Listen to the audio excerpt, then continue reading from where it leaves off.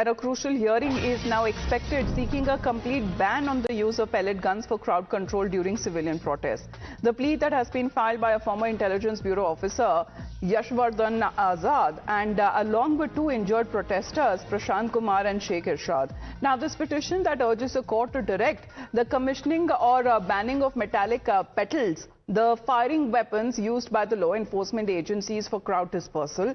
It also seeks exemplary compensation, complete medical treatment, and the rehabilitation of those injured in the 20th of July incident near CP or in Jantar Mantar. Now, this matter will be taken up by the Chief Justice-led bench, and this development is expected to take up as far as the former IB officer and the two injured protesters seems to have moved the Supreme Court. So what has now been asked in this petition, Harish, good morning, if you can help us understand, ban pellet guns, especially when it comes to controlling civilian protest, is something which the plea seeks.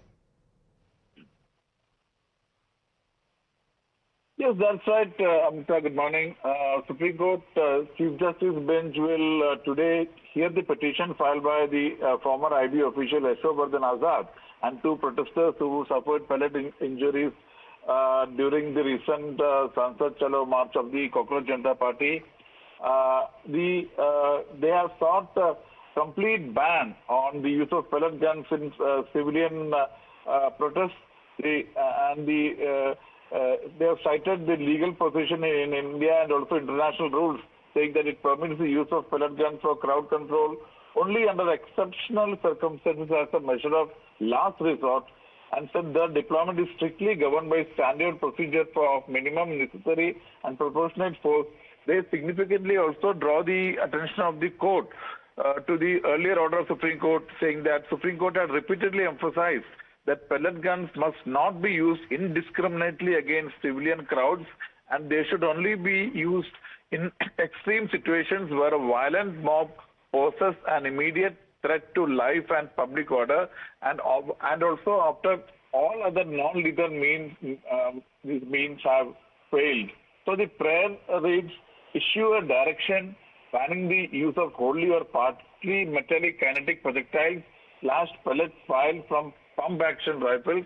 Number 2, direction for grant of exemplary compensation to all victims of pellet injuries caused by state action on July 20 near Connaught Place, New Delhi, as well as to ensure complete medical treatment, care and rehabilitation of the said victims. Back to you. Absolutely, because when this petition is, what is it being seeking, Harish, I'm just going to put out that in a bit, but that actually seeks of the decommissioning, meaning, or banning the wholly or partly metallic kinetic projectiles or pellets fired from pump action rifles, or also for the purpose of crowd dispersal of civilian assemblies by law enforcement agencies. Because, Harish, significantly this has been raised on part of the Congress and the opposition, signifying that how pellet guns that may have been used to disperse the crowd, and also signifying the kind of brute force.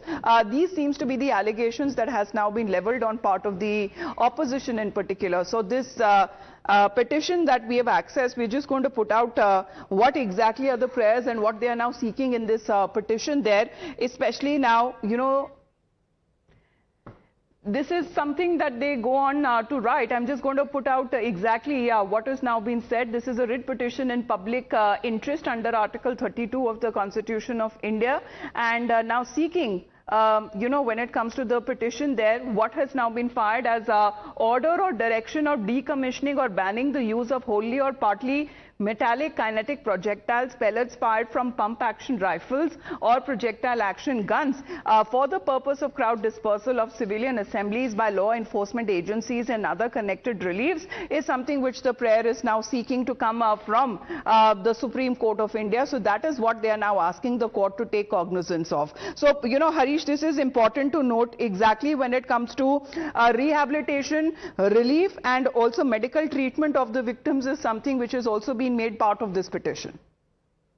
Yes, that's right, Amita. The second prayer is that the court should issue a direction to the government for grant of compensation to all victims, as well as to ensure complete medical treatment, care and rehabilitation.